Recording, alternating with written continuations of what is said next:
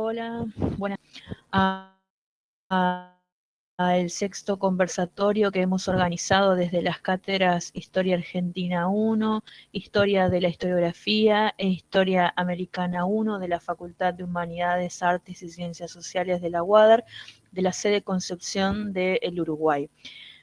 En esta ocasión nos acompañan dos compañeras y amigas docentes, la profesora Belén Grasso y la profesora Ileana del Sart, que nos van a llevar un poco por los caminos de la historia, la filosofía y la perspectiva de género, desde una perspectiva situada, desde lo regional y sobre todo, bueno, mostrando sus avances en investigaciones. Les leemos un poco quiénes son, para los que no las conocen, las compañeras que nos acompañan hoy. Les decía que, bueno, primero nos comentará su trabajo Julieta Belén Grasso, que es profesora en Historia por UADER y a su vez también es profesora en Filosofía por el profesorado de la Escuela Normal. Y se encuentra estudiando otras carreras y profesionalizando y profundizando su formación, como lo es dentro de lo que es la licenciatura en Historia como estudiante avanzada. A su vez también está realizando una licenciatura en Educación en la Universidad Nacional de Quilmes. Cursa también el profesorado en Ciencias de la Educación en la Escuela Normal de Concepción del Uruguay y se encuentra realizando sus estudios de posgrado en lo que es el doctorado en Educación por la Universidad de 3 de Febrero. A su vez cuenta con postítulos y especializaciones como en Derechos Humanos y Ciudadanía Política, Políticas Socioeducativas y Educación con orientación en investigación educativa. También les comentamos que es docente de la Cátedra de Investigación Educativa en el profesorado de Historia y a su vez también es docente en varias cátedras del profesorado en Filosofía de la Escuela Normal. Y luego de Belén nos acompaña Ileana del Sart. Ileana también tiene un amplio recorrido por diferentes áreas, también es profesora de Historia por nuestra facultad, es estudiante avanzada de la licenciatura en Historia y tiene otras titulaciones de nivel terciario, como lo es profesora en Administración de Empresas dentro de lo que fue el profesorado en Educación Secundaria en la modalidad técnico-profesional, y se encuentra realizando estudios de posgrado, como lo es la maestría en Ciencias Sociales y Humanidades, dependiente de la Universidad Nacional de Quilmes, y finalizada su especialización docente en el nivel superior en problemáticas de las ciencias sociales, también otra especialización del nivel superior en educación y TICS, y una actualización académica en el nivel superior de educación y TIC, todas del programa Nuestra Escuela. Es también, además del docente del nivel universitario, se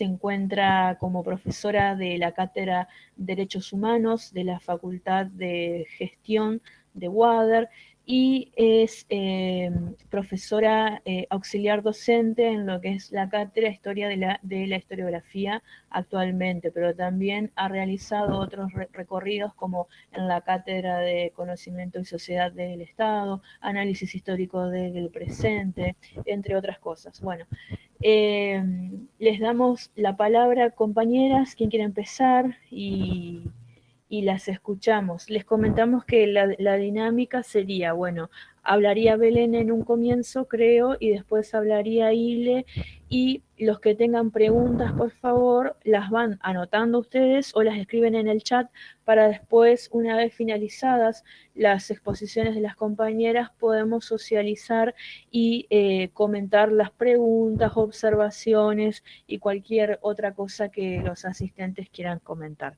Bien, cedo la palabra entonces. Bueno, muchas gracias. En principio, gracias a todos por participar justamente de este encuentro. Y quisiera, en principio, un poco compartir lo que sería la propuesta del título, en el cual nos adecuamos a esta idea de lo que es la historia, la filosofía, el género justamente, mediados por las categorías de tradición y las modalidades del ser en una función situada, ¿sí? En una perspectiva situada. Justamente todas estos conceptos radican en cierta explicación de lo que se quiere de alguna forma explicitar en esta visión. Siempre que nosotros hablemos de una propuesta temática, en principio quiero decir que absolutamente todo lo que se pueda llegar a establecer, problemáticas y demás, todo está completamente ajustado a que puedan preguntar, interrogar, interpelarlo, porque justamente son temas actuales, son temas muy sensibles y son temas que lo importante es compartir la multiplicidad de perspectivas que podamos llegar a tener. Cuando nosotros hablamos de las disciplinas de historia y filosofía, siempre tenemos alguna noción de lo que representa la disciplina de historia, la disciplina de filosofía, y tenemos esta idea de decir, la historia puede llegar a ordenarnos en tiempo y espacio, a los sujetos, a las sociedades, a secuenciar cierta visión de pasado, de presente, con la posibilidad de hacer ciertas descripciones o explicaciones acerca de ciertas situaciones actuales. Y en realidad, la historia nos puede sustraer mucho más que eso. Nos puede sustraer justamente las interpretaciones que se han construido desde una noción justamente secuenciada a partir de las relaciones humanas que se pueden dar entre los géneros, ¿sí? Y esta construcción de la filosofía como una disciplina en la cual uno la puede llegar a establecer como algo del pasado, que rememora a filósofos clásicos y demás, como algo hasta tedioso, en realidad nos da la impronta de la pregunta. ¿Sí? Nos da esta cuestión que la filosofía en realidad no está para responder las preguntas, no está para responder las preguntas que nos podemos llegar a suscitar en la actualidad, sino que justamente la filosofía nos trae el sustento para poder seguir problematizando y tener noción del poder de la pregunta. El poder de la pregunta, desde una visión, justamente desde una visión situada, desde una visión de género, va a representar un espacio de poder que nosotros podemos tener, un espacio en el cual fue por mucho tiempo vedado a las mujeres la pregunta, esta cuestión de interrogar lo que es lo real, interrogar el orden de las cosas. Por eso es importante comenzar a apropiarnos de la pregunta, apropiarnos de lo que es la interrogación, y tener en cuenta todo lo que se nos aparenta como lo natural, o lo que se nos aparenta como lo normativo, que de alguna forma tenemos que tomar definitivamente categorías y nociones de la historia, y tomarlas desde esta perspectiva, de una perspectiva crítica, de una perspectiva de la pregunta, desde una cuestión de la interpretación constante. Y si bien la propuesta establece la categoría de género, en todas propuestas que nosotros podamos llegar a establecernos y en toda concepción de conocimiento que nosotros podamos llegar a basarnos, siempre estamos posicionados desde una posición de género. El género nos interpela no solamente por el cuerpo, sino también por las prácticas, por las acciones, por el pensamiento. Y realmente se hace sustento en lo enriquecedor, en todas las perspectivas que todas nosotras podemos llegar a tener y compartir. Por eso, una de las cuestiones importantes en esto es que estas tradiciones radican un poco en lo que va a ser la problematización, que lo tomo como una problematización, no como una exposición total, acerca de la categoría de lo que va a ser, lo que es la tradición puntualmente, y lo que son las modalidades del ser. Cuando nosotros hablamos de lo que es la modalidad del ser, las modalidades del ser, en realidad vamos a problematizar también lo que representa esta cuestión de modalidad del ser. Justamente esta idea de ser, modalidad del ser, van a representar la mujer y el hombre, ¿sí? Pero la mujer y el hombre, en este caso, como va a ser una visión de problemática, la vamos a interpelar como la problemática de la unicidad, ¿sí? Esta idea de decir, bueno, hay un estereotipo de mujer, hay un estereotipo de hombre, hay un perfil de ser mujer, hay un perfil de ser hombre, y hay formas de actuar y pensar desde esa forma, ¿sí? Estas cuestiones justamente se van a adecuar y se van a problematizar con relación a la tradición. Y otra de los conceptos importantes que nosotros nos podemos apropiar en esto, en esta propuesta del título justamente, es la visión de pensar. ¿Por qué? Porque cuando pensamos es una acción que hacemos desde una forma de ser, ¿sí? Desde una forma de habitar nuestro ser, nuestro estar en el mundo. Y nuestro estar en el mundo, definitivamente, está recorrido por una experiencia histórica. Esa experiencia histórica nos permite a nosotros tener una perspectiva situada. Perspectiva situada no solamente de una visión espacial, o sea, de una visión de nosotros, tradición que estamos en este momento convocadas y hablando y problematizando y dialogando, sino que también desde una perspectiva situada de una experiencia, de las experiencias personales que todas nosotras podemos llegar a establecernos, de las experiencias desde una secuencia histórica, personal que podemos llegar a establecer, por ejemplo, lo que es las tradiciones dentro de cada familia de nosotras, las tradiciones dentro de nuestra ciudad, las tradiciones dentro de nuestra provincia. Y por eso también es una invitación a que nos interpele desde este lugar, desde una perspectiva situada, pero desde una cuestión problemática, de comenzar a problematizar las cosas que se nos aparentan como lo normal, las cosas que nos aparentan como cotidianas. Porque todo esto realmente tiene implícito, de una forma completamente directa, una perspectiva de género, una concepción de género.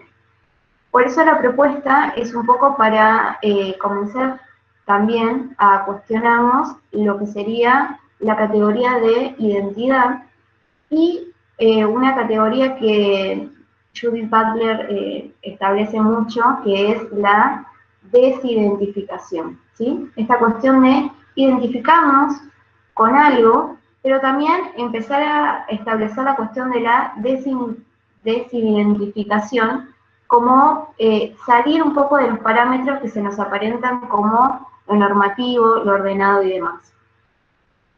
Establecido esto,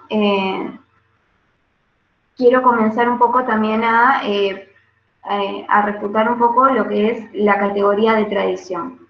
Cuando nosotros hablamos de tradición, trade, de latín justamente, vamos a comenzar a establecer mediante ciertas secuencia histórica, ciertas costumbres, ciertos hábitos, ciertos ritos que se han repetido en generación y que de alguna forma el trade, la categoría, representa dar algo a alguien, ¿sí? Dar algo a alguien por generaciones. Representa esta cuestión de secuencia. Entonces, cuando nosotros hablamos de tradición de dar algo a alguien, podemos también identificar lo que va a representar la visión de identidad.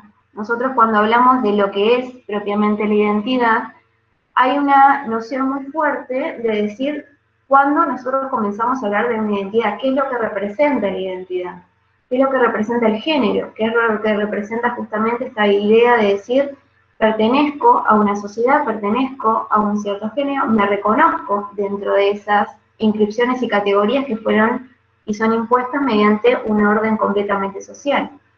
Y en principio es necesario que nosotros problematicemos esta idea de que el género es en principio un ordenador de la vida social y regulariza de alguna forma las relaciones sociales que podemos llegar a tener, podemos llegar a naturalizar y podemos llegar a concluir como algo que se nos presenta como normal o aparente.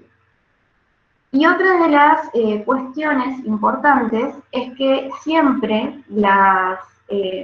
esta idea del género, de hablar de género, de problematizarnos, de hacernos preguntas, remite a una necesidad de una acción directa que podemos llegar a tener como individuos y también una propuesta para la comunidad. Por eso, retomando la visión de tradición y de identidad propiamente, cuando se nos establece esta idea de qué tradiciones podemos llegar a tener, y las tradiciones enfocándonos en Entre Ríos puntualmente, cómo nos podemos llegar a identificar con esas tradiciones. Y esas tradiciones en muchos casos nos regulan o se nos presentan en instituciones puntualmente. Si nosotros tenemos que recurrir a nuestra historia personal, empezamos a revisar estas nociones de decir, bueno, nacemos y ya se nos están apareciendo varias tradiciones. Esta cuestión de los actos escolares, las tradiciones en el cual cada género parece que tiene un cierto rol dentro del acto escolar, dentro de la tradición. Esta idea de decir tenemos cierta construcción de sentido que se nos aparenta, se nos presenta como prácticas para después desempeñar en la sociedad. Y tiene que ver un poco también con lo que representa el concepto de identidad, cuando se nos presenta que una tradición, una costumbre, es parte de nuestra identidad y tenemos que defenderla y de alguna forma tenemos que resaltarla, tenemos que hacerla visible. Pero también es necesario que nos identifiquemos desde una perspectiva de conciencia con esta identidad y con estas tradiciones que estamos interpretando y reinterpretando nuestro estilo de habitarla actualmente, ¿sí? Por eso es muy importante cuando hablamos de tradiciones, establecer que hablamos siempre del concepto de idem, o sea, de lo idéntico, de lo que se nos representa como lo idéntico. Es una problemática en realidad no actual, sino que es una problemática filosófica muy adentrada no solamente actualmente, sino en el pasado, y que remite justamente a unas preguntas metafísicas muy fuertes, que es ¿qué es el ser? Y esta idea de decir una cosa tiene que ser idéntica a sí misma, porque si es otra cosa, es un monstruo, ¿sí? Esta cuestión de en sí misma va a representar que la identidad va a tener una connotación muy esencialista. La cuestión de la connotación esencialista va a representar que tenemos una cierta esencia, que la esencia para la sociedad moderna actual tiene esta connotación que no se cambia, y hay ciertos accidentes, o sea, los accidentes que van a representar las cualidades. Las cualidades sensibles pueden ser justamente todas aquellas que se nos aparentan mediante los sentidos. Cómo decidimos peinarnos, cómo decidimos vestirnos, esta cuestión que la sociedad nos establece si uno se puede, tiene la libertad para presentarse como guste, esta cuestión de la noción de autonomía para tomar ciertas decisiones, y en realidad todas estas decisiones ya llegan de alguna forma condicionadas por relaciones de poder que involucran las regulaciones de género que se están estableciendo.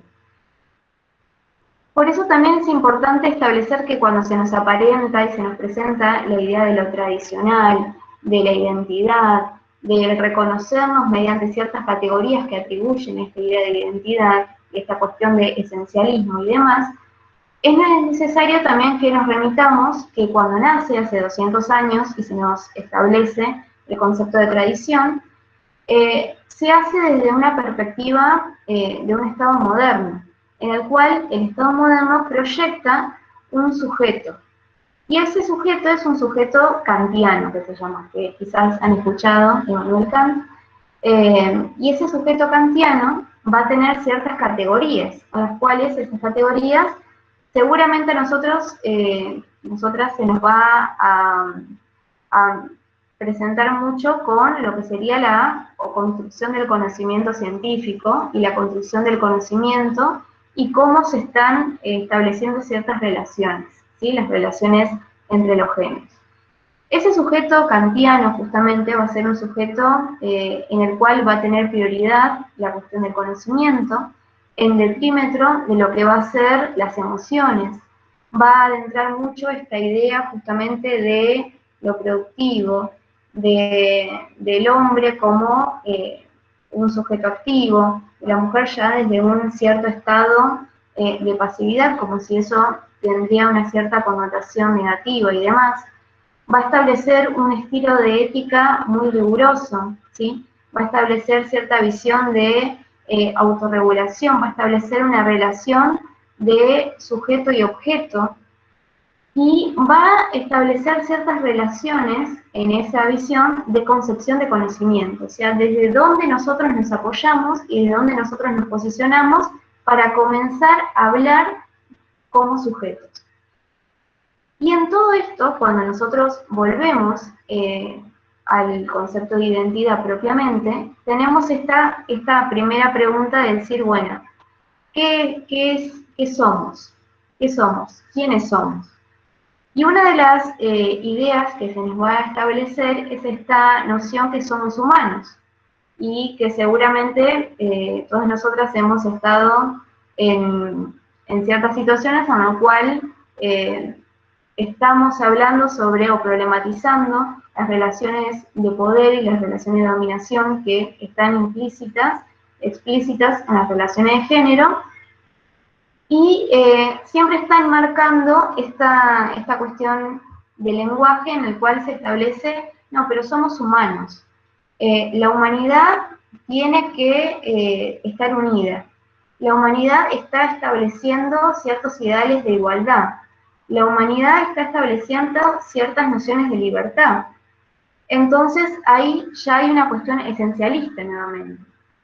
¿Por qué? Porque la identidad, como concepto, como categoría, en la cual se deriva de esta visión de tradición kantiana del todo moderno, en el cual se prioriza la razón en detrimento de conceptos dicotómicos también, establece que, por ejemplo, nosotros nos podemos cambiar el color de pelo, nos podemos cambiar la identidad, nos podemos cambiar el nombre, pero esencialmente seguimos siendo la misma persona, como que si eso no podríamos cambiarlo, ¿sí? Porque hay una cuestión de esencializar, o hay una cuestión de una necesidad de unir, de unicidad. Y esto lo mismo pasa con las categorías de hombre y mujer, o de femenino y masculino. Cuando nosotros establecemos esta idea de lo que es mujer y lo que es hombre, lo hacemos bajo ciertas categorías. Entonces, hacemos cierta descripción en la cual le atribuimos ciertos hábitos, ciertas maneras de ser, ciertas maneras de estar, ciertas maneras de convivir, ciertas funciones que las categorías mujer y hombre tienen, ¿sí? Pero esta cuestión justamente vuelve a la naturaleza problemática. ¿Qué es lo que hace esta idea de hablar de mujer y hombre? No establecer la diferencia, no establecer la diversidad en toda esta realidad que se quiere construir. Y cuando no establecemos justamente la diferencia, la diversidad dentro de la realidad que queremos establecer, sigue sucediendo estas relaciones de dominación y relaciones de orden y de control que se vienen estableciendo y derivando años a años. Por eso, cuando nosotros hablamos de un sentido histórico y lo problematizamos actualmente y decimos, las problemáticas actuales, podemos decir, bueno, violencia de género, esta intolerancia que hay sobre el lenguaje inclusivo, ¿por qué rompe tanto? ¿Por qué molesta tanto cuando estamos hablando desde una perspectiva de género? ¿Por qué la concepción feminismo está molestando tanto el sentido común de ciertos actores sociales, o de la comunidad, o de la sociedad? O se siente esta idea de decir, no puede haber una interpretación de lo que son las tradiciones entrerrianas bajo una perspectiva de género. ¿Por qué? Porque eso no es conviviente, no se puede convivir. Y estas nociones, que se nos aparenta como natural nuevamente, son justamente construcciones culturales, son construcciones completamente sociales. Y es necesario remitirnos también que todo orden, el cual se nos presenta desde este lugar, va a representar cierta visión de organización política, cierta visión justamente de violencia que se vienen estableciendo años a años. Y estas problemáticas, en las cuales nosotros podemos hablar de violencia, podemos hablar de desigualdad ante la accesibilidad de las mujeres al trabajo, a la visión académica, a la noción que se nos establece como concesión y no derechos, de decir, bueno, la mujer actualmente puede tener esta palabra y este poder de decisión en entrar en la vida política, en entrar en el debate, en querer interpretar y poder interpretar mediante su acción y poder modificar y proponer ciertas propuestas y demás. Pero ¿qué sigue suscitando en esa cuestión? Se nos sigue estableciendo esta cuestión de rol, de función dentro de esa unicidad de mujer. Entonces, en toda en esta problemática y demás, seguimos arrastrando modos de subjetivación históricos y repetimos las mismas problemáticas, pero con distintas formas. Porque justamente las sociedades en ese sentido y las relaciones de género y las relaciones de dominio son muy fructíferas en esto, son muy productivas. Entonces se nos establece cierta noción de igualdad, cierta noción de participación, cierta noción de problematización y de lugar de apertura, pero también siguen funcionando los mismos mecanismos de subjetivación, de violencia y de dominación que no nos permite de alguna forma decir por qué no establecemos y problematizamos desde un estilo diferente, de un estilo femenino de pensar, desde las mujeres, desde lo diverso, ¿sí? Es necesario, por eso mismo, seguir esta idea justamente de problematizar lo que va a representar la identidad en esto, ¿sí? ¿Qué es la identidad? ¿Qué somos? ¿Qué es lo que pretendemos ser? ¿Cuáles son los estilos femeninos en los cuales queremos problematizar? ¿Cómo podemos interpretarlo? Hay tres filósofas que quizás las han escuchado que problematizan mucho las teorías de género y las perspectivas histórica y filosófica, como Lucy Irigaray o Monique y Bierwin, y bueno, Simone de Beauvoir entre ellas también, que de alguna forma también nos invitan a repensar y replantear este lugar que va a tener la mujer y establecer que la perspectiva de género siempre está implícita en todas las cosas, implícita en todas las cosas que nos rodean, o sea que está también implícita en todas las cosas que nosotros le otorgamos de sentido. Le otorgamos significado dentro de nuestra sociedad y justamente como ciertas formas de actuar o comportarnos dentro de la sociedad en sí misma. Cuando nosotros hablamos justamente que el género, que esto también lo creo para problematizar, está implícito en todas las cosas y en todo el orden de las cosas que nosotros podemos llegar a establecer, también podemos decir qué son las cosas. ¿Qué son las cosas que nosotros le encontramos significado? ¿Qué son las cosas que le encontramos sentido? ¿Cuáles son las categorías en las cuales nosotros realmente podemos llegar a basarnos para proponer estilos diferentes o proponer estructuras o momentos diferentes en el cual podemos cambiar ciertos estilos de pensamiento? Porque si no, sigue funcionando esta idea de decir, sigue habiendo estos mecanismos de dominación, de control, de violencia, pero se sigue cambiando el formato. Entonces, por ejemplo, podemos seguir a hablar que actualmente decimos, bueno, tenemos igualdad ante la ley, pero la igualdad no empieza y se termina en esa visión en la cual tenemos igualdad ante la ley.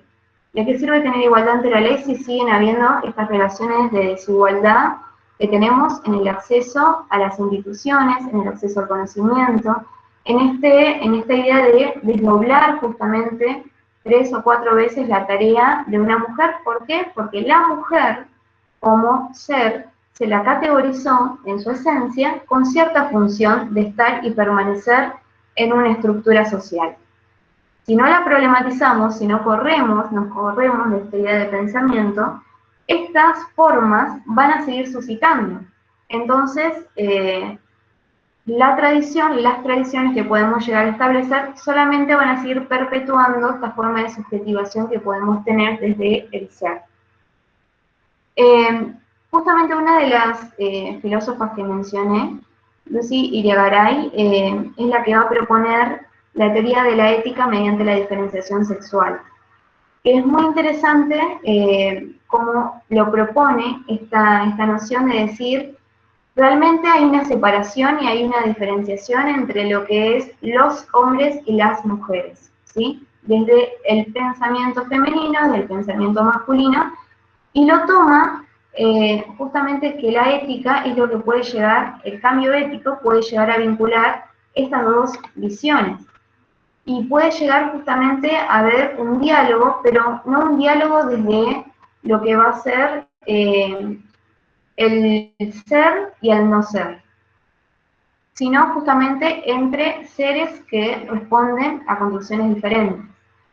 Y esto también lo van a tomar varios filósofos de la etapa contemporánea. Cuando nosotros hablamos de la otredad o hablamos justamente de la alteridad, estamos hablando de un encuentro con el otro. ¿Y por qué remito esta cuestión del encuentro con el otro a partir de la diversidad y la diferencia? Porque justamente la tradición y las tradiciones en Entre Ríos tiene esta noción de tener rituales o tener costumbres o tener justamente encuentros en el cual siempre se necesita dos personas para que suscite el encuentro. Siempre son lugares en los cuales responden al encuentro con el otro. Pero si nosotros tenemos esta cuestión y seguimos mediante las formas que podemos llegar a mencionar y problematizar y demás, de decir, bueno, anulamos la diferencia con el otro mediante esta cuestión de unicidad en la función esencial que podemos tener, no le permitimos al otro explayarse en toda la visión situada que puede llegar a tener, en todo su recorrido, en toda su experiencia histórica, en toda su ideología, en todas sus diferentes acepciones en las cuales puede llegar a confluir en el mundo. Por eso mismo, una de las cuestiones importantes para Levinas es el encuentro con el otro mediante la diferencia. La diferencia entraña esta idea de decir, lo diferente no es malo, lo diverso no es malo, no es el enemigo, porque si no parece justamente que hay una necesidad desde las sociedades de volver a lo que sería el ordenamiento que se nos aparenta como lo natural, ¿sí? Esta idea de decir, bueno, el orden es determinado, las mujeres van a cumplir su función, tienen otro tipo de derechos, que en muchos casos, para más que derechos, parecen concesiones a los cuales se han atribuido más que derechos adquiridos y ganados, y no reconocen justamente la conducción y el encuentro desde la diferencia, desde la diversidad. Y una noción importante que también empezamos a tener, que cuando hablamos de alteridad, en principio, en el siglo XX, esta diferenciación entre géneros no estaba problematizada, no estaba establecida, se seguía hablando de un ser absoluto, se seguía hablando todavía de la humanidad, ¿sí? Anulando esta idea de que somos diferentes, ¿sí? Que tenemos diferencias y que provenimos justamente de posibilidades de situaciones distintas. Entonces, cuando remitimos esta idea de la humanidad, remitimos esta idea de volver al ser absoluto y demás, volvemos a esta idea de lo tradicional, de lo que se nos representa como lo tradicional, del encuentro con el otro. Y la alteridad había comenzado justamente para diferenciar, en principio, no un individuo de otro, sino una especie de otro. Entonces ahí se comienza esta noción de decir, bueno, hay una jerarquía, un orden que se nos aparenta como natural, entre lo que serían los humanos, la naturaleza, los animales. Entonces el humano, los humanos, la humanidad en sí tiene que poseer a lo que va a ser justamente la naturaleza, tiene que apropiarse de lo natural, tiene que apropiarse del estar en ese lugar, tiene que de alguna forma dar cuenta de la jerarquía y de la centralidad que va a ocupar la razón y su presencia en el mundo, ¿sí? Y en todo esto, una de las cuestiones en las cuales la identidad también se fundamenta, y es una noción sumamente importante, son las emociones. Las emociones que uno puede vivenciar, las emociones en el cual uno es consciente o no es consciente, pero de alguna forma nos atraviesa. Lo que la identidad de alguna forma no va a poder llegar a explicitar, o la historia, mejor dicho, y la filosofía no van a poder llegar a explicitar dentro de la identidad, es dar una respuesta al que somos, ¿sí? Pero sí nos posibilita preguntarnos y seguir preguntándonos qué es lo que hacemos, por qué estamos, qué es lo que queremos hacer, qué es lo que podemos llegar a interpretar desde nuestras nociones situadas en todo este recorrido de lo que es lo tradicional, o sea, lo que se nos da, ¿sí? Para que lo que se nos da sea de un lugar activo, de un lugar de acción, de un lugar de posibilidad de cambio, ¿sí? No solamente de cambio en una forma de pensamiento, sino también en una forma de actuar, en estilos diferentes, en propuestas diferentes.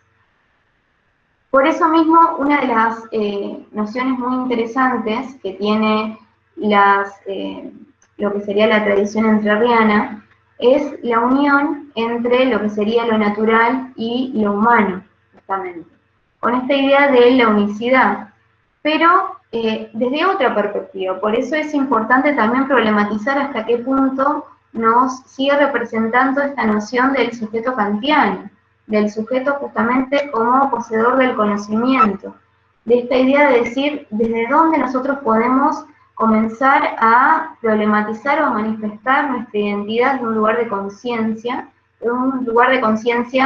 como individuos y de un lugar de conciencia justamente como sociedad. Y es interesante establecer que uno de los espacios en el cual la identidad comienza de alguna forma a pisar muy fuerte y a representarse, y que nosotros podemos dar cuenta en las tradiciones de nuestra provincia, es justamente mediante el arte. El arte entendido no solamente como el arte puntualmente, solamente las obras pictóricas y demás, sino el arte como expresión estética, en el cual se nos presenta mediante la imagen, mediante la oralidad, mediante el relato, mediante la construcción de lo que van a ser el mito, las tradiciones, desde una visión justamente mucho más compleja y mucho más amplia. Si damos cuenta de lo que va a ser, de lo que es lo tradicional, siempre tendemos a proyectar cierta imagen de lo que se nos puede representar en cada una de nuestras historias personales. Entonces podemos hablar justamente de lo que va a ser la identidad de cada uno de nosotros y como sociedad mediante el dibujo, la oralidad y demás. Hay ciertas visiones muy interesantes con referencia a lo que va a ser la identidad y esta idea de problematizar la tradición, problematizarla desde un lugar en el cual podamos interpretarla y darle nuestra visión novedosa si así lo quisiéramos. Y establecernos esta idea de decir, bueno, la oralidad mediante de alguna forma las narraciones que las personas históricamente han establecido y demás, dan cuenta de un estado de situación, de un estado de lo real en su momento.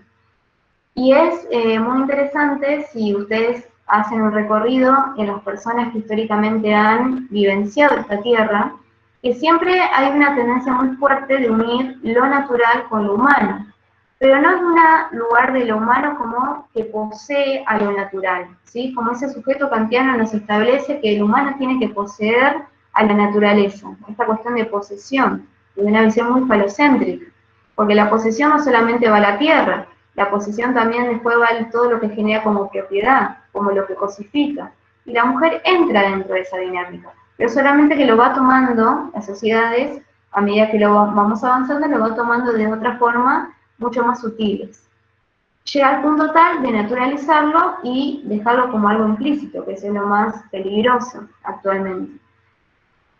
Retomando estas nociones, justamente Atahualpa Yupanqui, Linares Cardoso, que son cantautores que se establecen como cantautores populares, dan cuenta del recorrido que pueden hacer en esta idea del estar aquí, ¿sí? El estar en esta tierra.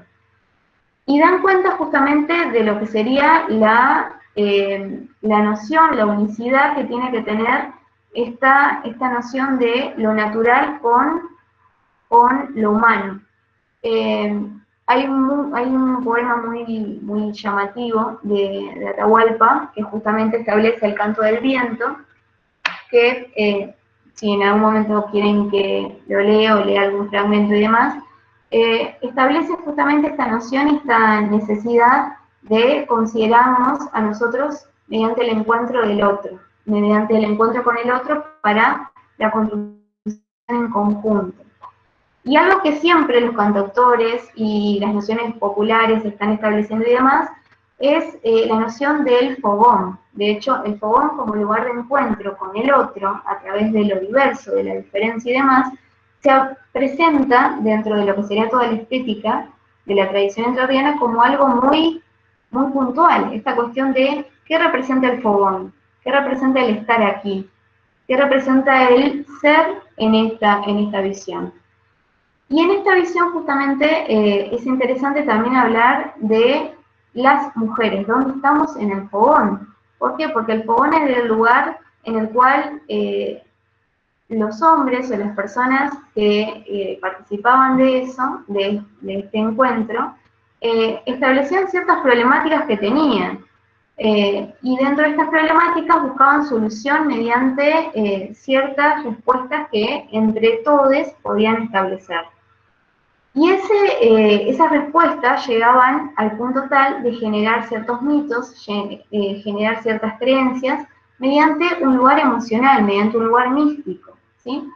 Que se han pasado justamente como formas de tradición, o esta cuestión de mitos que nosotros podemos llegar a tener en Entre Ríos. Por ejemplo, varios ejemplos de la solapa o la luz mala y demás, que dan cuenta justamente de nuestro recorrido también como sujetos históricos y que dan cuenta de cierta construcción de significado que se generó en función de seguir con estos mitos, seguir con estas tradiciones, seguir con esta oralidad y esta forma estética de transmisión y expresión, a la cual se va reproduciendo, sin problemática alguna, y que está bueno darle un estilo problemático o una interpretación desde otro lugar. ¿Por qué? Porque dentro de esos fogones, las mujeres no estábamos involucradas, ¿sí? No estábamos involucradas en la construcción de significación.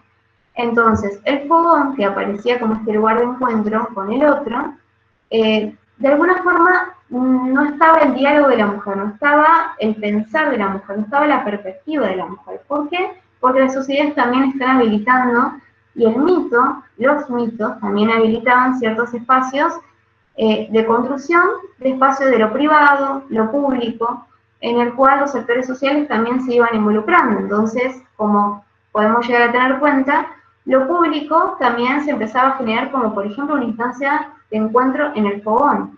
Lo público actualmente puede ser justamente la instancia del mundo laboral, el mundo del conocimiento. Lo privado siempre se estableció como el lugar de la casa, el lugar que la mujer ocupaba, la función que la mujer, como unicidad, ocupaba. Entonces, cuando la tradición fue cambiando, porque la sociedad fue teniendo cierta apertura, en un sentido que la mujer, las mujeres, mediante acciones, pudimos intervenir, pudimos problematizar y pudimos justamente ganar derechos, ¿sí? Ganar espacios. Pero esta visión de tradición siguió manifestándose. Entonces, las tradiciones que podían llegar a establecerse y crearse como construcciones de significado, realmente han pasado en esta cuestión de lo tradicional, o sea, la costumbre, ha quedado en ese plano. Y en ese plano es necesario retomarlo para justamente tener un encuentro real con el otro, encuentro en el cual se hable de la diversidad, de la diferencia, desde la visión situada que podemos llegar a tener. Más en esta perspectiva y más desde una visión justamente de estilos que podemos llegar a proponer, de estructuras distintas que podemos llegar a proponer.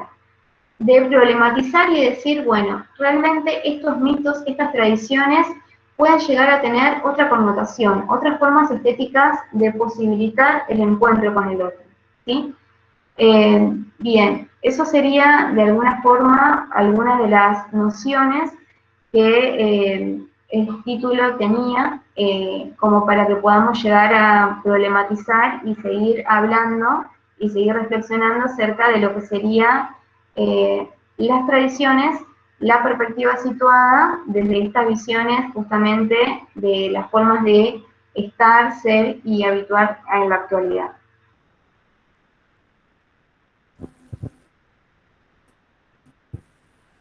Gracias, Belén, súper extenso e intenso tu análisis, así que bueno, le damos. No, digo por la carga fuerte conceptual que manejaste a lo largo de tu exposición. Continuamos con Ile entonces. Voy a ver si puedo presentar. Usted me dice si se ve, si se ve porque yo siempre tengo problemas con esto. A ver.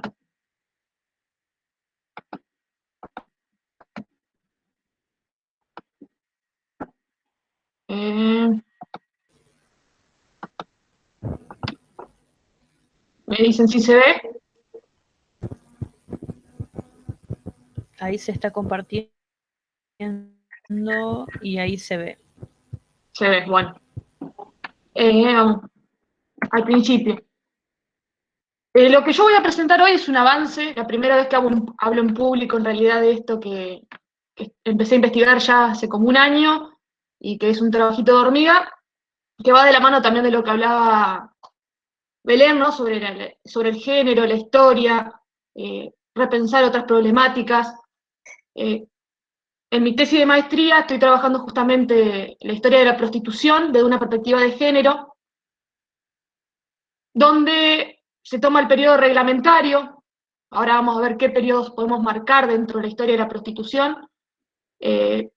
Ahora me enfoco en Concepción del Uruguay porque es lo que he podido relevar en medio de una pandemia, archivos y demás, entonces vamos a tratar de trabajar un poquito esto.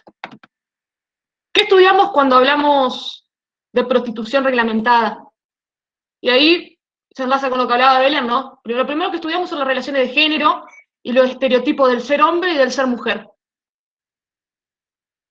Nosotros, la prostitución reglamentada en Argentina tiene un periodo que va de 1874 a 1936, que es a donde se saca la ley de profilaxis y se prohíben los prostíbulos. En estas relaciones de género y estereotipo del ser, hay dos estereotipos bien marcados, que hasta la actualidad muchos se preservan, ¿no? Que es el hombre como sexualmente activo, con un impulso desenfrenado de penetrar, así lo dice la fuente histórica, ¿no? Un hombre que no puede hacer más que con su instinto que tener relaciones sexuales, y una mujer que debe permanecer en la casa, criando los hijos, y no en el mundo laboral. La mujer prostituta es justamente lo que se sale de todo estereotipo, lo que está por fuera de la moralidad, lo que está por fuera del deber ser de una mujer. Es una mujer que transgrede las normas sociales, es una mujer que no solo se aleja del estereotipo de familia, sino que abiertamente se dice activa sexualmente y que también incursiona en el mundo del trabajo. Ustedes recuerdan que acá estamos hablando a finales del siglo XIX, donde hay una gran explosión inmigratoria, donde cambian las estructuras sociales, hay una gran mayoría de inmigrantes hombres de entre 18 y 40 años, solteros, pocas mujeres. Los estudios dicen que la mayoría de las prostitutas eran extranjeras, que tenían que vivir su vida y el prostíbulo era un lugar más de sociabilización. Estos prostíbulos, donde el hombre exhibía su virilidad y la mujer era un objeto más dentro de las lógicas de la sexualidad, nos representan las concepciones y las moralidades que había en la época. Hablamos de moralidades y sexualidades porque no había una única moralidad. Podemos hablar moralidad de las clases altas, moralidad de un sector medio, moralidad de los sectores populares. No todo el mundo tenía el mismo sentido sobre la moral. También podemos hablar del rol del Estado sobre el control de los cuerpos. La prostitución reglamentada es porque el Estado municipal, ¿no?, empieza a dictar normas para regular el ejercicio de la prostitución, porque ya llegaba un punto que se tenía miedo de que contagie a las buenas mujeres. ¿Qué son las buenas mujeres? Estas mujeres de la buena vida, ¿no? La mujer de su casa, la mujer que cría hijos, la mujer que no discute su vivencia sexual. Por eso hablamos también lo que decía Belén hoy, de las construcciones de sentido en torno al ser, que se supone que uno debe ser. La prostitución puede ser vista de muchos ángulos.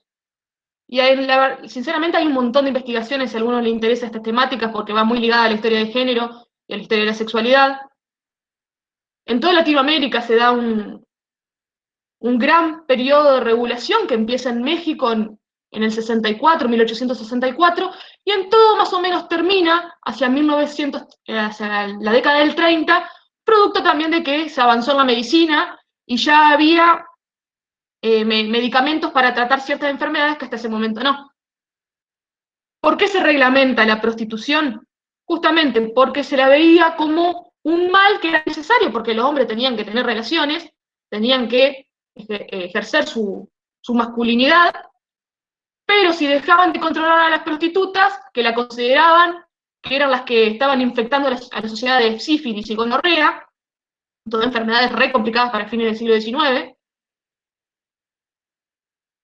no, si no las controlaban, iba a infectar a toda la sociedad. Entonces se considera, y esto lo trabaja una autora que cuando trabaja la prostitución de Rosario, que era un mal necesario, un mal social tolerable. Por eso a los prostíbulos se les llama casa de tolerancia, porque era un lugar donde se toleraba este tipo de acciones que se les consideraba totalmente inmorales, pero que eran necesarias para no infectar a las buenas mujeres de estas enfermedades venéreas. Entonces, el hombre iba al prostíbulo, prostitutas que eran controladas por médicos, que se controlaba que no estén menstruando cuando ejercieran la prostitución, que no tuvieran sífilis, que no tuvieran gonorrea, que no tuvieran contacto con otros hombres. El hombre podía ir a un lugar seguro a ejercer su derecho, su impulso de tener relaciones, y después, cuando volvía a la vida cotidiana, no iba a infectar a las mujeres sanas, a las buenas mujeres. Por eso se les consideraba una actividad de ser tolerada. Había otras actividades que también eran re problemáticas para la época, como el alcoholismo y el juego, que no se regularon. No se regularon de esta forma como la prostitución. Y sin embargo también eran se ven las fuentes, como todo el tiempo se quería ir contra el alcoholismo y contra los juegos de azar. Pero se tomó la decisión de regular a la prostitución. ¿Por qué? Porque justamente es este rol que asume el Estado hacia finales del siglo XIX, en todos los ámbitos, no solamente en la prostitución, en todos los ámbitos empieza a generar mecanismos de control social. Esto si ustedes leen Foucault, la biopolítica de cómo se empieza a controlar los cuerpos de las personas, el Estado empieza a controlar los cuerpos, y las reglamentaciones de prostitución es justamente un intento de controlar los cuerpos de las mujeres. Nosotros acá nos enfocamos en las mujeres, pero si nos vamos más adelante también la prostitución masculina, que es algo totalmente dejado de lado por lo general, por los estudios. Hay muy pocas investigaciones acerca de la prostitución masculina o las prácticas sexuales homosexuales durante el siglo XX. Les recomiendo el libro de Patricia Simoneto, No todo es dinero, perdón, El dinero no es todo, que trata mucho de esto del rol del hombre dentro de la prostitución. Entonces, cuando me fui un montón de temas, ¿no? Como siempre. ¿Qué estudiamos cuando hablamos de prostitución reglamentada? Hablamos de todo esto. También hablamos de una historia de las mujeres y de la sexualidad, cómo las mujeres vivenciaron esa sexualidad. Una voz que no se escucha en la historia, y es muy difícil de reconstruir. Una de las pocas formas de reconstruir las voces de estas mujeres son con archivos judiciales, de mujeres que por distintos motivos pudieron haber tenido una causa, pero que no en todo el país tenemos los archivos disponibles como para ver esa voz. Cuando uno estudia esto tiende a irse por la voz de los funcionarios públicos, por la voz del Estado, pero es difícil reconstruir las voces de los de abajo, de la historia popular. Y ahí a otro punto, que si a alguno también le interesa, les recomiendo leer a Pablo Ben, que él habla de que se construyó una idea, estamos hablando de la época de la conformación del Estado Nacional, ¿no? 1880, 1890, los primeros años. Hay una visión que fueron creadas por Gino Germani o Romero, de que en esta época los hombres que venían tenían una idea de formar familia y el trabajo y familia. Y de ascenso social. Se creó una historiografía vinculada a esa vía de analizar la sociedad argentina para esta época. Pablo Ben va a decir que no es tan así, que los hombres después de salir de trabajar no se iban a la casa con sus familias, se iban a los bares, se iban a los prostíbulos. Que muchas veces esa moralidad que nosotros vemos en los libros de los hombres de familia que van a trabajar, vuelven a su casa y progresan, es una visión de las élites, no tanto de los sectores populares. ¿Por qué no se habla mucho de esto? Y porque es mucho más difícil reconstruir esas voces. También hay un libro de Sandra Gayol que habla de los lugares de sociabilidad que tenían los hombres, de la élite, siempre hablando, en los bares, que nos da otra perspectiva de lo que sucedía en esa sociedad, que siempre nosotros lo vemos desde la inmigración, desde la conformación de sindicatos, desde la conformación de sociedades y todo lo que conlleva la última parte del siglo XIX, el principio del siglo XX, pero rara vez pensamos qué hacían de la vida por fuera del trabajo. Estos estudios van por ese lado. Otra cosa que hablamos cuando estudiamos la prostitución son las concepciones morales, médico-morales que había en la época. Y ahí podemos hablar de un paso del higienismo a la eugenesia. ¿Qué es el higienismo? El higienismo es una teoría básicamente médica que viene del positivismo, que cree que puede intervenir de forma biológica en la sociedad. Entonces, trata de aplicar términos médicos a fenómenos sociales.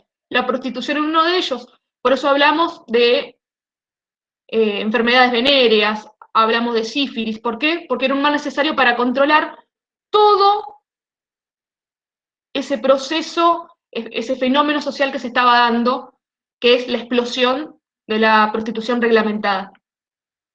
Y la eugenesia, tal vez la escucharon hablar cuando hablamos de nazismo, es otro proceso que se da como una evolución, que es de pensar que los hijos de estas prostitutas o de estos sectores van a deformar al ciudadano, van a deformar a ese ideal de persona, a este deber ser del que hablaba Belén, ¿no?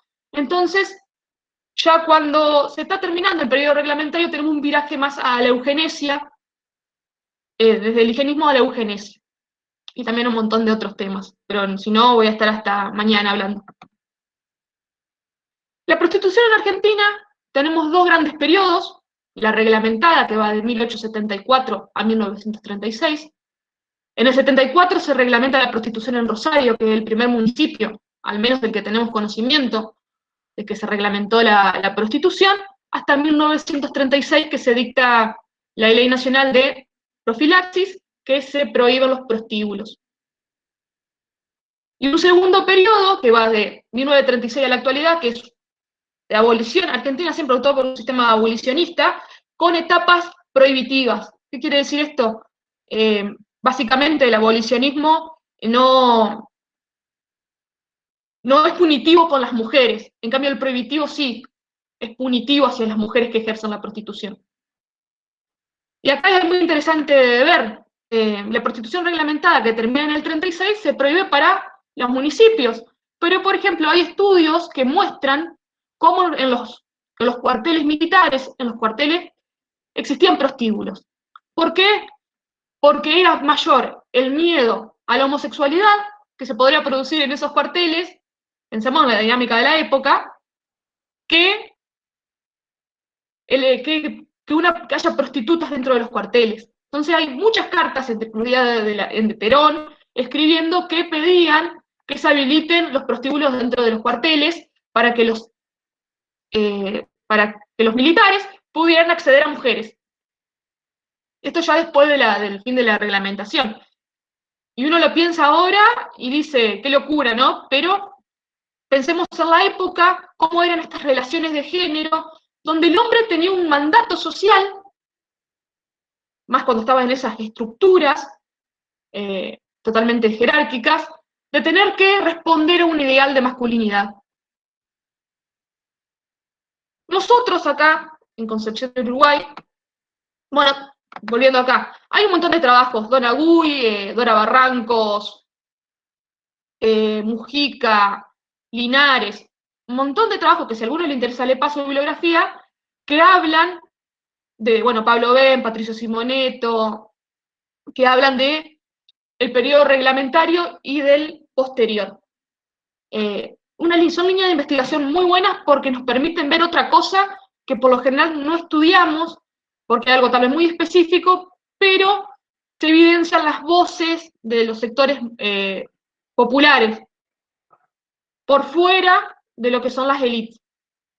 Y ahora vamos al caso de Concepción del Uruguay. En Concepción del Uruguay se regula la prostitución en 1897. Se dicta la primera ordenanza, y acá voy a hacer una aclaración, es la primera ordenanza que yo encuentro investigando el archivo. Según Urquiza Almandós, para 1880 ya estaba reglamentada, yo no he encontrado la fuente, así que me atengo a lo que encuentro acá, que es 1897, que igualmente encontré la fuente de la ordenanza, pero está muy deteriorada, así que un 60% no se puede leer, que va de la mano también de la reglamentación de la prostitución en Gualeguaychú, que se da un año antes, 1896. En esta época también se reglamenta en Montevideo, se reglamenta en Chile, en toda Latinoamérica hay una expansión de las reglamentaciones. Hay 4 ordenanzas que rigen los prostíbulos en Concepción del Uruguay, que es la de 1897, que junto con la última son las que tienen menor duración, la de 1906, otra en 1926, y la última que se sanciona. Todas estas se sancionaron el año anterior para empezar a regir ese año. Yo puse el año en que empezó a regirse. Se sanciona en diciembre del 25 para empezar a regular en 1 de enero del 26, y la última que se sanciona en octubre del 35 y tiene solamente un año de estar en vigencia por el hecho de que en diciembre del 36 se sanciona esta ley de profilaxis. Es re amplio el periodo, sobre todo esta del 1906, de regulación. Estamos hablando de 20 años que nos regimos por esa ordenanza. ¿Qué dicen estas ordenanzas? Estas ordenanzas marcan dónde se pueden situar los prostíbulos, en qué parte de la ciudad. Tienen que estar lejos de la Plaza Ramírez, que es el lugar donde la gente se juntaba a sociabilizar, ¿no? Donde pasaban las mujeres, pasaban las solteras, pasaban los hombres solteros, junto con los bailes, estaba el casco de gobierno, fuera del radio urbano, tenía que estar. Hoy en día lo vemos como, yo después le voy a mostrar un mapita donde estaban habilitados. Hoy en día nosotros decimos que es re cerca del centro, pero en esta época pensemos que la ciudad para 1895 tenía 5.000 habitantes y para 1914 tenía 14.000. No estamos hablando de las mismas dimensiones, era una ciudad que hoy llamaríamos intermedia, en esa época era una ciudad también intermedia, la categoría no es de la época, pero era una ciudad chica. En estas reglamentaciones, bueno, se decía dónde podían estar, cómo eran los mecanismos de inspección, sobre todo la de 1906, se determina que a la mujer hay que registrarlas en libros de inspecciones según el color de piel, el tipo de nariz, el tipo de ojos, la procedencia, la edad, la nacionalidad. Todo eso había que registrarlo en un libro de inspecciones donde se dejaba toda esta caracterización de las mujeres, de las prostitutas patentadas, se les llamaba, ¿no?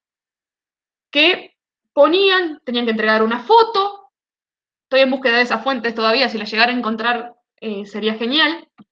Cuento con un solo libro de inspecciones a esta altura, que es de 1820 y 1821, donde se registra que había 5 prostíbulos, con más o menos 6 prostitutas por cada prostíbulo, que 2 veces por semana eran revisadas por el médico municipal, donde determinan que, por ejemplo, si tenías sífilis o gonorrea o alguna otra enfermedad, tenías que aislarte, tipo con el coronavirus, ¿no? Tenías que aislarte un tiempo hasta curarte y después volver a ejercer. Se determina que no podés ejercer la prostitución cuando estás menstruando, que no podés salir de la casa en tales horarios. Las prostitutas no podían salir de la casa entre las 8 de la noche y las 3 de la mañana, ese horario estaba prohibido salir.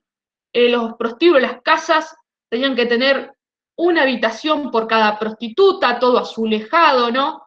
Esto va variando y a medida que cambian las ordenanzas cada vez se complejiza más.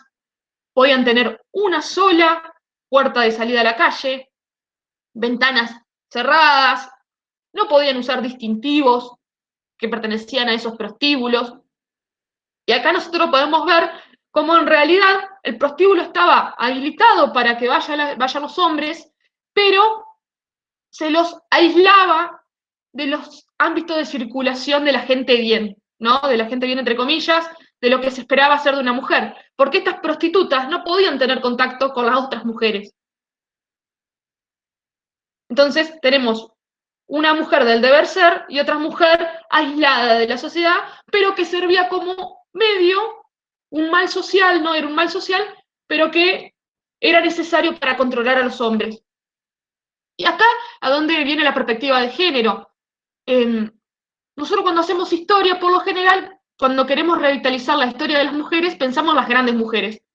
Y es como estar, nuevamente, es un medio, porque por algún lado hay que empezar, pero por el otro es como siempre estar en la lógica de revitalizar, revalorar la figura de San Martín, de Belgrano, ¿no? Entonces, poder reconstruir las voces de estas mujeres que eran un paria social. Incluso las ordenanzas dicen cómo tienen que darse de baja cuando se casen. Si quieren dejar de ser prostituta, tienen que tener el aval de alguien que sea respetable socialmente. O sea, no solamente las condicionan en el momento de estar ejerciendo la prostitución, sino en lo posterior. Obviamente, tenían que vivir en el prostíbulo, no podían ejercer la prostitución menores de 18, no podían ingresar, depende de la ordenanza, varones menores de 17 o menores de 18 años a estos prostíbulos, está reglamentado la edad. Los prostíbulos tenían prohibido vender alcohol y tener juegos de azar, cartas, tenían prohibido, dije juego de azar, alcoholismo, vender alcohol, hacer bailes, tener orquesta dentro del prostíbulo tenían prohibido. Es decir, no podían hacer bochinche, no podían hacer ruido, no, tenía que estar en esos lugares donde ahora vamos a ver que estaban, muy controlados para no molestar a la moral social de la sociedad en general, ¿no? Esa moralidad que tenía que preservarse. ¿Quiénes eran los funcionarios que debían controlar esto? El médico de inspecciones, que había sido muy recientemente creado, porque todo este proceso también va de la mano con la creación de los sistemas sanitarios a nivel nacional, provincial y local, y todo lo que es seguridad e higiene dentro del municipio, pero también la policía. Y acá me quiero detener un ratito, y ya vamos cerrando porque se va a hacer re largo. La policía tenía un rol fundamental en controlar esto. Pero hay un problema. Nosotros creemos que muchas problemáticas son actuales, pero en realidad vienen de toda la vida. Existía una policía muy corrupta. Y leyendo 3 o 4 años, nomás les digo, de un diario, uno puede ver cómo en realidad, por ejemplo, en el año 1899 se expulsa a un comisario por estar en una casa de tolerancia, por estar en una casa de una prostitución, de casa con prostitutas, por haber hecho un escándalo en una de estas casas. Un comisario que ya venía denunciado hacía varios años por ejercer violencia contra gente, apretar opositores políticos al gobierno provincial y al nacional, perdón, al gobierno provincial y al local.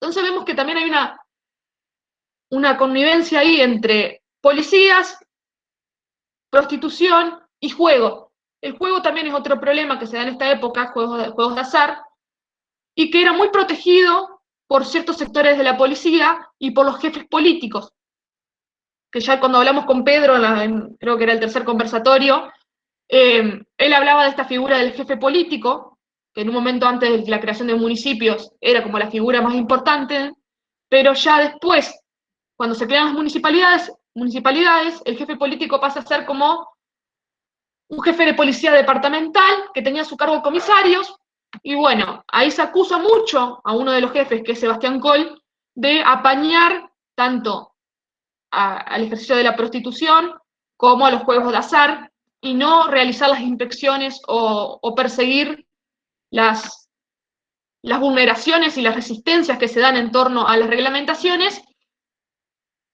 y eso vamos a ver cómo evoluciona ahora. Esto es una primera aproximación de lo que yo estoy estudiando y lo que estoy viendo, estoy relevando los primeros años, para ver cómo sigue avanzando esto hasta llegar al 36, que vemos que si se remodifican las ordenanzas quiere decir que hay está activo el sector y que no decayó, porque si no, sería necesario de seguir renovando las ordenanzas.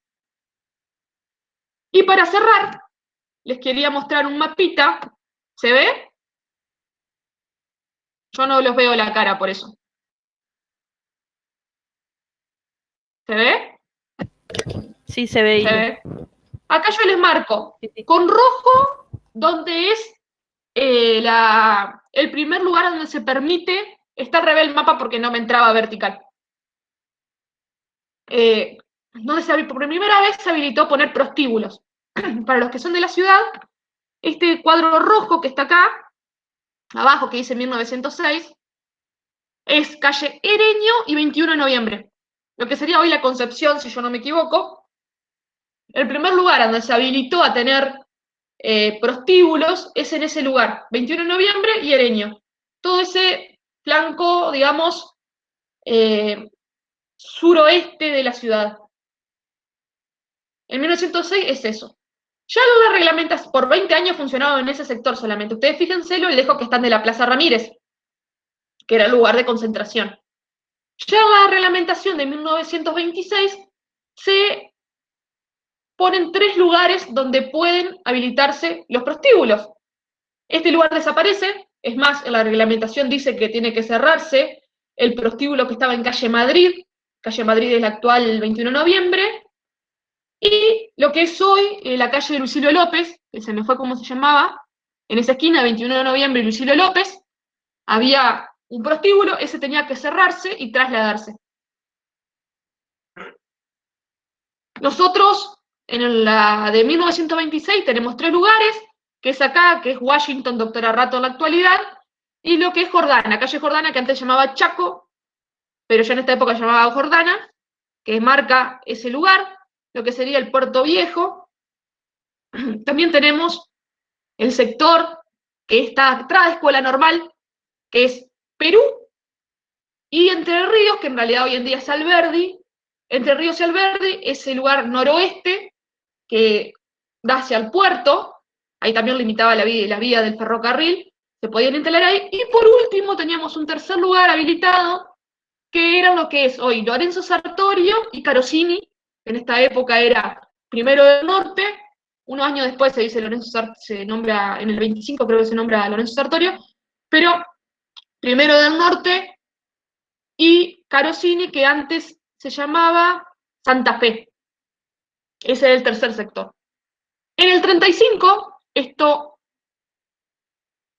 se revé, se habilitan otra vez estos mismos 3 lugares y se agrega un cuarto lugar que es acotado a lo de 1906, un poquito más chiquito, que sería lo que hoy es calle Henry y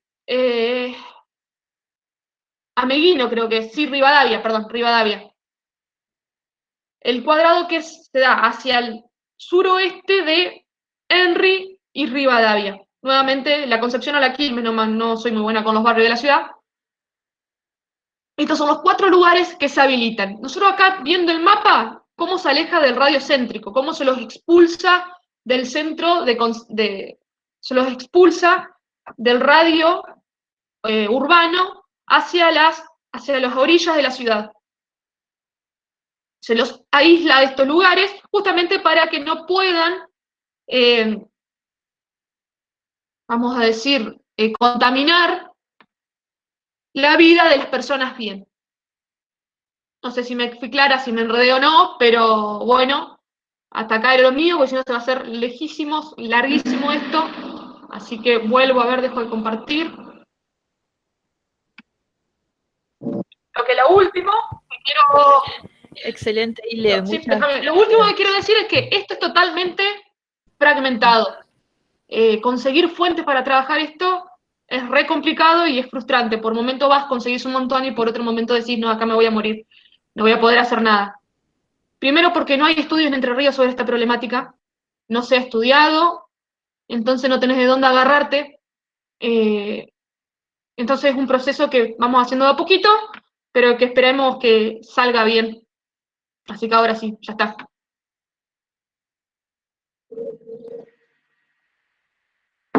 En el verano,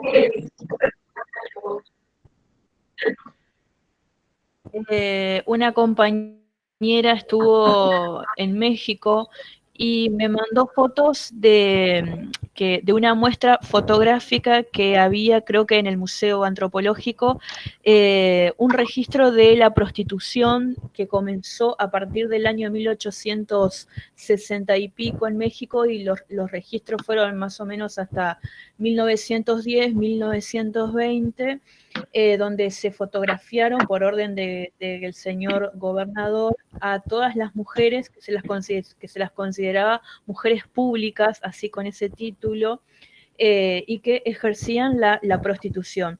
Y tengo algunas acá que me guardé y que ahora las busqué porque me parece que podría ser útil. A ver, cancelar. Ese registro lo hacen durante el gobierno de Maximiliano, ¿no? Cuando tienen este reinado medio vinculado con Francia en México. O sea, se empieza a hacer registro. Además, son las primeras es el primer periodo reglamentario en América Latina. El gobernador que la solicita es el gobernador Juan José Vaz. Y la fotografía, un señor de apellido González. Es que no puedo compartir las imágenes. Es que, bueno, primero que su mujer mandó por el WhatsApp porque no me las toma para compartir desde la ventana. Eran, bueno, mujeres jóvenes, solteras, la mayoría de ellas eran huérfanas, ¿sí? En esa ficha técnica era el de una reclame, ¿sí? Como diciendo, bueno, esta mujer ya pasa a ser como figura en el registro, mujer pública, y no va a haber ningún familiar ni nada por el estilo que reclame a esta mujer. Bueno, eso me pareció re loco, ¿no? Porque eran, o sea, mujeres arrojadas a su suerte y sobreviviendo por medio de la prostitución en esa época, ¿no? Si bien todas ponían de que no tenían hijos, seguramente sí, quizás ya los tenían, pero no lo podían mencionar en los registros porque obviamente que no quedaban ni siquiera para ese trabajo, y los rostros si lo podemos llamar trabajo, ¿no? Hay todo un debate sobre eso. Y los rostros de las mujeres, bueno, la mayoría eran mujeres campesinas, ¿sí? Mujeres de tez oscura, había alguna que otra mujer de tez blanca, pero los rostros en las fotografías hasta muestran como cierta vergüenza o la mirada para abajo, ¿no? Porque, o sea, estas mujeres estaban siendo expuestas de alguna manera en los registros públicos, como mujeres que ejercían la prostitución y que el Estado mismo era el que las amparaba. Eso nomás, después Cuando vos ves los te lo mando registros, por WhatsApp. cuando uno ve esos registros, lo primero que se le viene a la mente es como si lo estuvieran etiquetando un animal, la forma, el peso, el color. eh, Tenía mucho de eso. Por eso, y sobre todo en esta época, que las mujeres no tenían salida laboral. Si hoy en día tenemos mucho más restringida las salidas laborales, imagínense en esta época. Entonces, la única forma que tenían de salir o poder sostenerse era por este camino. Más si era huérfana, no tenía una familia que la sostenga. Eh, Tenían estos medios, lo mismo que sucede hoy en día. Por ahí nosotros creemos que son, acá están, que son problemáticas actuales, en realidad vienen de muchos siglos, muchas décadas, que hasta el día de hoy tenemos que seguir repensando todas estas cuestiones y por eso es importante investigar, porque si nos quedamos con una visión que no es la correcta. Y me olvidé decirlo, las reglamentaciones definen a las mujeres prostitutas, a las prostitutas como a toda aquella mujer que ejerce el tráfico carnal y recibe dinero a cambio, con hombres, y recibe un dinero a cambio. Eso es una prostituta. Y usan tráfico carnal como concepto para definir a una prostituta. Y es como despersonalizar totalmente al sujeto, a la persona, eh, como si fuera un... Todas sabemos a qué hacemos referencia, pero concept, las concepciones te dan cuenta de las representaciones que tenían sobre la mujer prostituta. Era una paria social, junto con los locos o los rufianes, que eran los tipos los cafillos, eran una paria dentro de la sociedad, eran considerados.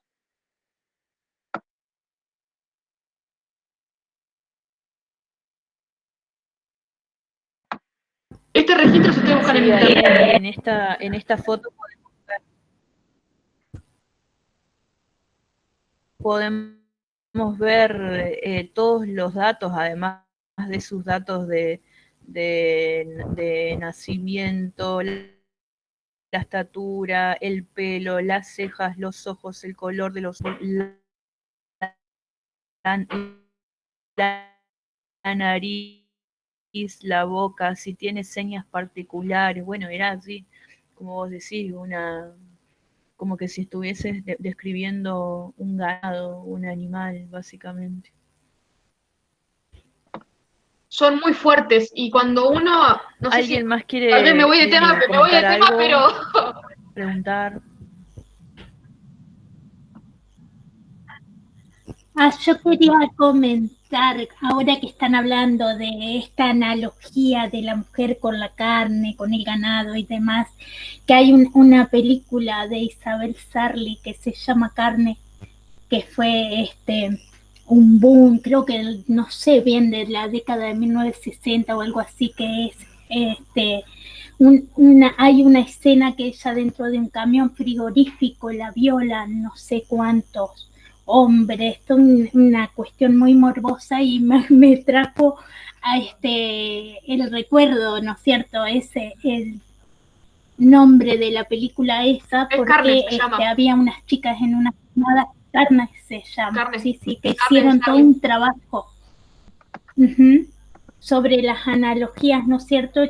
Y el significado de lo que era la mujer, eso que decía Belén, de la cosificación, de ser un objeto y solo vista como un pedazo de carne que se puede disponer como el hombre lo necesita, lo requiera y lo considere, digamos, que está bueno. Bueno, eso nomás.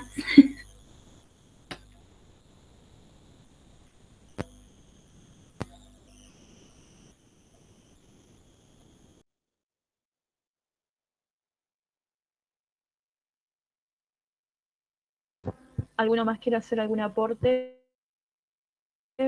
¿Señalar algo? Acá las chicas en el chat mencionan que estuvo excelente, espectacular. Veo que somos todas mujeres, por lo que veo, ¿no? De género, filosofía e historia.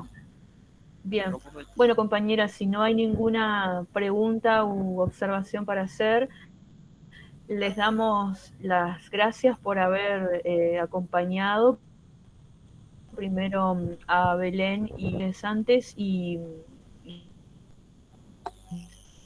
bueno, que nos muestran también otra forma de concebir los pensamientos, ¿no? Y después, como mencionaba Ile, ¿no?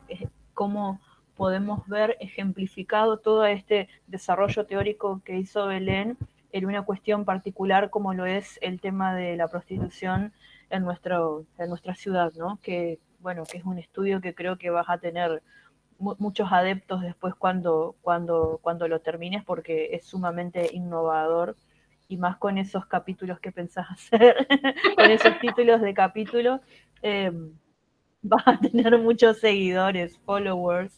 Así que bueno, les agradecemos a todas y bueno, nos encontramos el próximo miércoles con el próximo conversatorio. Muchas gracias. Nos vemos, muchas gracias por estar.